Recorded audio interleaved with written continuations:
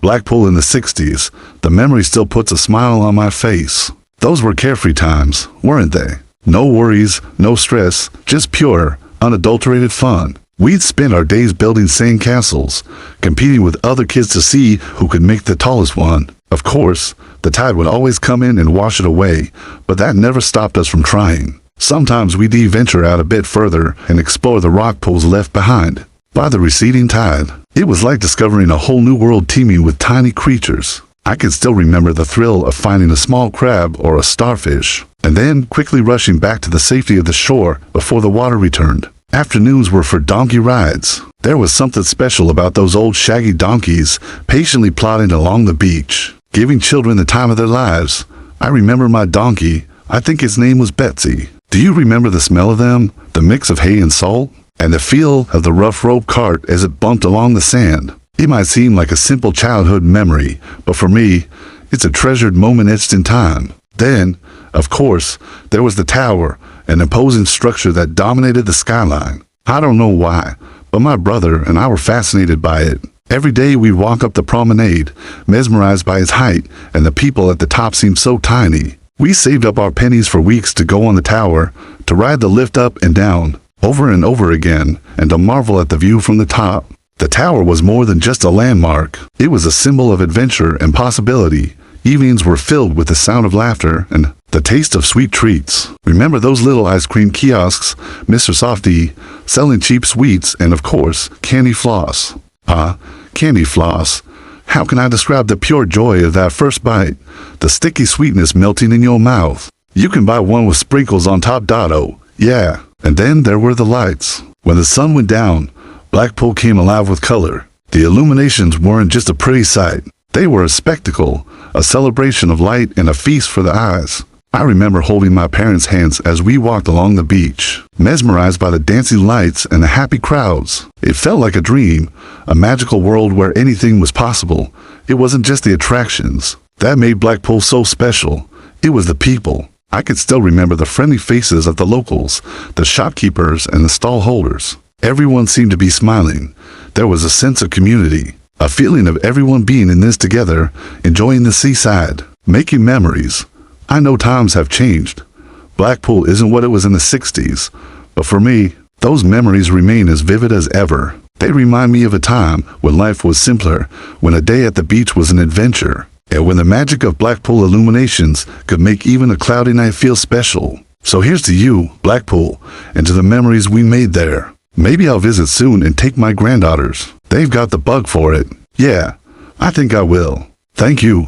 Hello, I'm here. Can I ask you something? Do you remember when holidays were simple? When a day at the seaside meant a whole day of fun? When the biggest decision you had to make was what flavor ice cream to get? Well, if you do, then you probably spent some time in Blackpool. My family and I went there every summer during the 1960s. I can still see myself running along the promenade, the wind whipping through my hair, the salty tang of the sea in my nostrils. We children would run straight into the sea, rolling up our trousers or splashing about in old-fashioned swimsuits. The water was freezing, but nobody cared. We screamed and laughed and chased each other through the shallow waves. Parents sat on deck chairs, their faces red from the sun, sipping tea from thermos flasks. Mothers carefully guarded picnic baskets filled with sausage rolls and jam sandwiches, the smell of which mingled with the cries of gulls and the sound of the distant calliope. And then, of course, there were the amusements. No trip to Blackpool was complete without a visit to the famous Pleasure Beach. The sound of the rides echoed across the seafront, the clattering of the roller coaster, the ringing of the slot machines, the cheers of children winning small prizes at the fair stalls. I still remember clutching a paper ticket, my heart pounding as I queued for the rides. The Big Dipper was my favorite, the way it twisted and turned, the feeling of weightlessness at the top of its highest peaks, the exhilarating drop that made your stomach lurch. Then there were the waltzers, spinning round and round until you were dizzy, and the dodgems, bumping and crashing into one another, the joyous shrieks echoing around the park. For us, it was pure magic.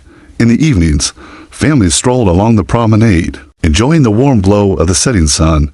The lights of the arcades flickered on. Music played from dance halls, and the air smelled of fish and chips frying in big pans. The day's heat slowly faded, replaced by a gentle sea breeze that ruffled our hair and carried the scent of salt and seaweed. We walked together, hand in hand, ice creams dripping down our fingers, stopping every now and again to admire the shimmering expanse of the water or to watch the brave souls trying their luck at the casino. And towering above it all, the Blackpool Tower shone brightly, a beacon in the gathering darkness, a silent guardian of our summer memories. Those evenings were filled with the happy sounds of families making their way home after a day at the seaside.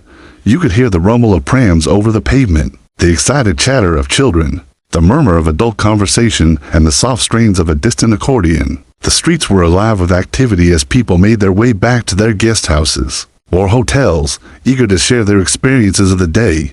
As the darkness deepened, the sky glittered with stars, and the only sounds that could be heard were the gentle lapping of the waves against the shore and the distant cry of a lonely seagull. For me, those nights were filled with the sweet smell of dreams, the sound of the sea and the soft glow of a bedside lamp, a table stacked with books, a worn teddy bear, and a chipped enamel jug on a stand beside my bed. I slept with my mouth open, ready to catch the adventures that tomorrow would bring. The seaside holiday in the 1960s was more than just a break. It was a celebration of family, of freedom, of joy. There were no smartphones to distract us, no busy schedules to rush back to. It was a world of simple pleasures, building sandcastles with plastic buckets, buying postcards to send to relatives back home, and falling asleep at night with the sound of waves crashing in the distance. The laughter of children mixed with the cries of vendors selling cockles and mussels. The taste of vinegar-soaked chips, the stickiness of candy floss stuck to your fingers, the smell of wet towels drying in the guest house. All of it became part of the memory of Blackpool. So I ask you again, do you remember when holidays were simple? If you do, then why not share your memories below? Who knows? Maybe we'll see you on the next trip down memory lane. Thank you so much for watching this video. If you liked it, please feel free to leave a comment because it really helps the channel. See you soon. So there we are, sat down the front of our little car gazing out at the Irish Sea. You know that feeling when you look out over the water and it just seems to go on forever. Yeah, me neither. Because really it does. But it is even more magical when you were 5 years old and sitting in the front seat of your dad's Anglia 105 East. It was the summer of 1965 and we were on our way to Blackpool for our annual family holiday. Holidays back then were all about getting away from it all, escaping the grey skies and soot of Manchester for a good old dose of seaside fun, and Blackpool was our destination. Just over 3 hours later, the promise of donkey rides, candy floss, and the bright lights of the illuminations drew us towards the coast like a magnet.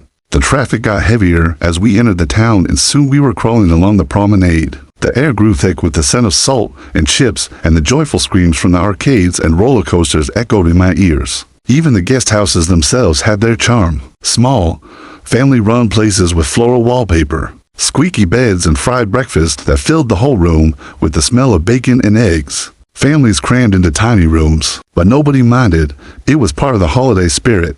The children would spend their days building sandcastles, paddling in the shallows, and collecting pebbles and shells. And of course, no trip to the seaside was complete without an ice cream. I could still remember the taste of that sweet, cold vanilla on a hot summer's day, melting down my hand and staining my skin a bright orange. Ah, and the donkey rides. How could I forget the stubborn, furry beasts and the smell of their damp fur? They may not have been the most graceful creatures, but they sure were memorable. As the sun began its slow descent, the sky blazed with reds and oranges, painting a masterpiece that only nature could create.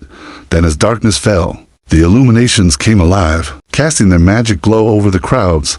We'd wander hand in hand, mesmerized by the kaleidoscope of colors that danced before our eyes, and then we'd stop, transfixed, as the switch was flicked and Blackpool Tower burst into light, a beacon against the velvet night sky. I remember watching the tower with innocent eyes thinking, this is it. This is the best thing ever. Little did I know at the time that these moments, etched in my memory, would become the very essence of my childhood. Those carefree days of endless summer holidays would come to an end all too soon. Children grow up, families change, and the world keeps turning. But something about the simplicity of those days, the innocence of a time gone by, still resonates within me. It's a reminder of a Britain that existed before the internet, before mobile phones. A Britain where a day at the beach was more than just a day out. It was an adventure. It was a time when the rhythm of life was dictated by the tides and the weather, where the biggest decision of the day was whether to have a dip in the sea or play on the beach. Blackpool in the 1960s wasn't just a seaside town. It was the beating heart of British family holidays, a place where memories were created that still live inside us today. Looking back now, those holidays seem like a world away. A simpler time when life was less complicated and happiness was more contagious. It makes me smile just thinking about it. This was Peter Williams, remembering his childhood holidays in Blackpool in the 1960s. If you enjoyed this nostalgic journey, don't forget to subscribe to Time Vault Chronicles. And together we can keep these precious memories alive. Until next time, goodbye.